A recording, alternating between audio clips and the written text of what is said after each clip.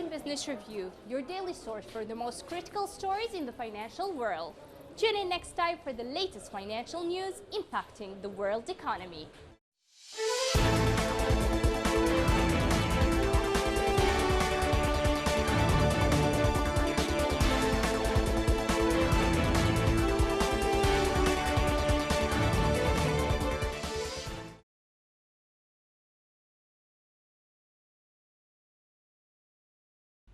Meat exports from Argentina saw growth from January to April 2020 against the downward trend of the global food supply chains impacted by the ongoing pandemic.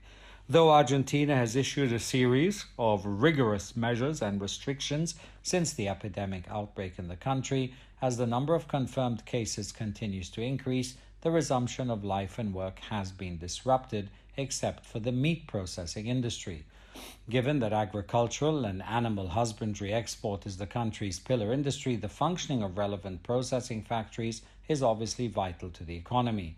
In a beef processing factory named FRIMSA in the capital of Buenos Aires, workers were under strict restrictions and monitoring of their health conditions.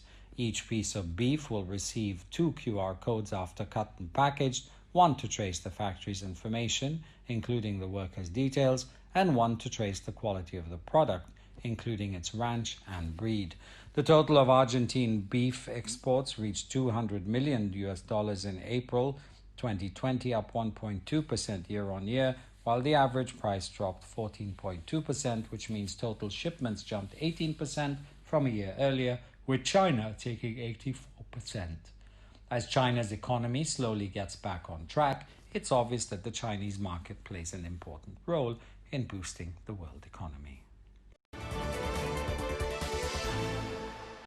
Mexico's economy has virtually ground to a halt and is bleeding jobs in the pandemic lockdown. But tens of thousands of workers at a flagship government airport have not skipped a beat, toiling around the clock north of Mexico City to keep it on schedule. When the government ordered non-essential activities to close and workers in those industries to stay home to stem the spread of the coronavirus, an exception was made for President Andrés Manuel López Obrador's priority infrastructure projects. Those include the $3.5 billion Felipe Angeles Airport being built on the Santa Lucia military base, an $8 billion refinery at the Gulf Coast port of Dos Bocas, and the so-called Maya train, a 1,470 kilometers rail line that will connect tourist hotspots from Chiapas State to the Yucatan Peninsula along the Caribbean coast.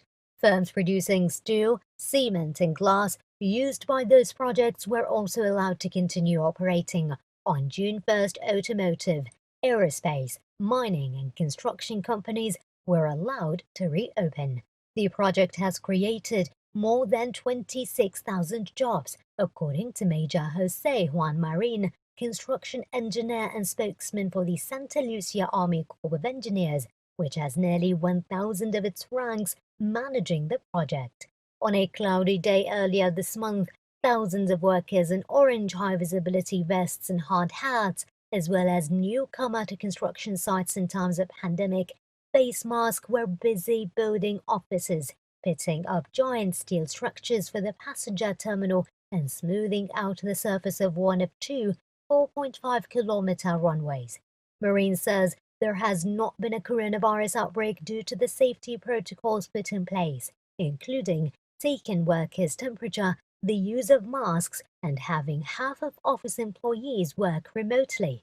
López Obrador says the projects are as much needed boon to the economy and an important source of employment. Critiques counter that those resources would be better used tackling the coronavirus crisis and boosting the economy.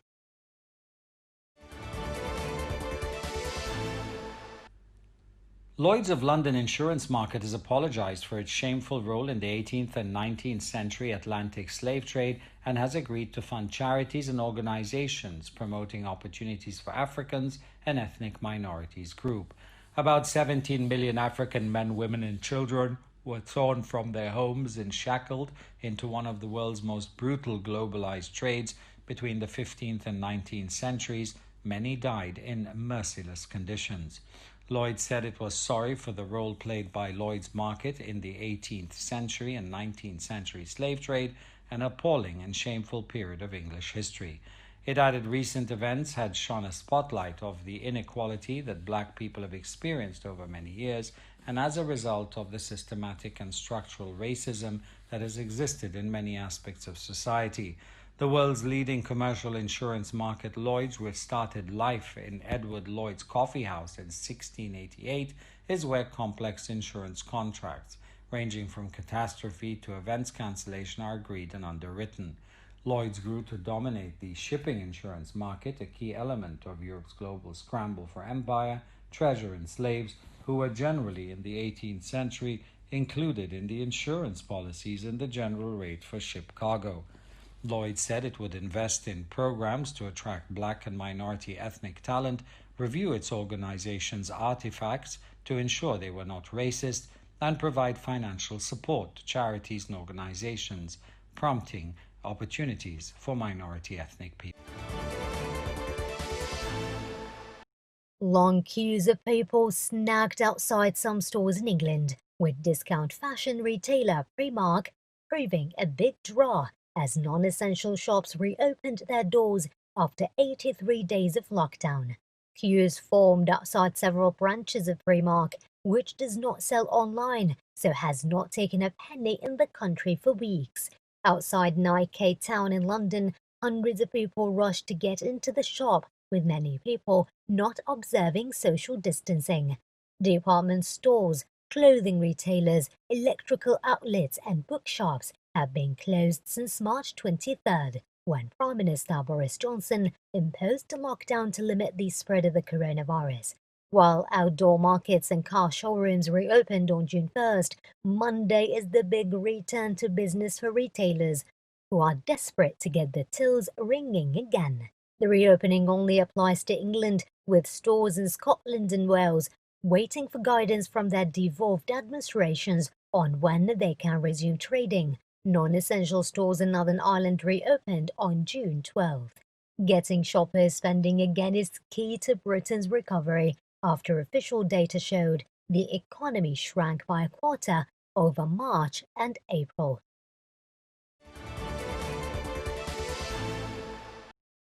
China's automobile production and sales both posted double-digit growth in May, according to the latest data released by the China Association of Automobile Manufacturers. Production of automobiles reached 2.187 million units in May, up 18.2% year-on-year. Automobile sales reached 2.194 million in the month, up 14.5% year-on-year. Experts attributed the automobile market recovery to policies introduced by the central and regional governments to stabilize and expand automobile consumption. Dong Yang, former executive vice president of the association, said the recovery of manufacturing plants, logistics, and people's daily activities have all contributed to the sales growth of both passenger cars and commercial vehicles. The sales volume of passenger cars reached 1.609 million units in May, showing both month-on-month and year-on-year growth, up 12.6% and 1.8% respectively for the first time in 11 months. The commercial vehicle market also continued its strong performance in May, after sales of heavy-duty trucks increased by 550% year-on-year in the first 4 months of this year. Li Jian, vice president of Fortune Motor Group, said that one of the factors behind the growth of commercial vehicle sales is that the government has introduced measures to smooth major transport arteries and boost short-range circulation, which supported the strong growth of the logistics industry. The second factor is the continuous investment in infrastructure. Stable demand for commercial vehicles is also a good sign for the Chinese economy, according to Dong. He said that in the last year and the year before, the sales performance of commercial vehicles was better than that of passenger cars, noting that the demand for commercial vehicles remained stable when passenger car sales dropped during this period.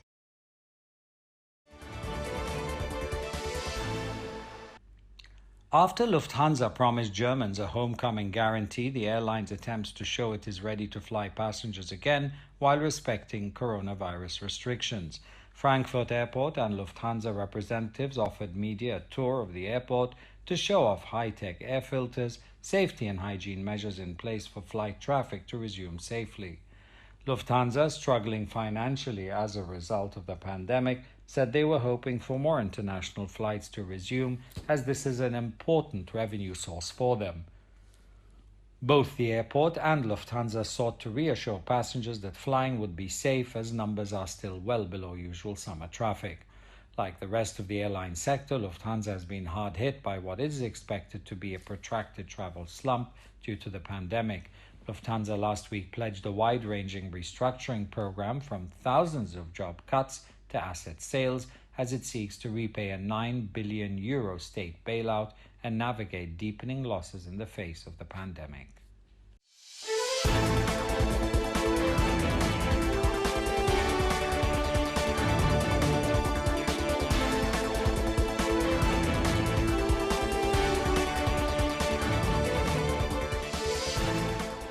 This has been Business Review, your daily source for the most critical financial stories. Tune in next time for the latest financial news impacting the world economy.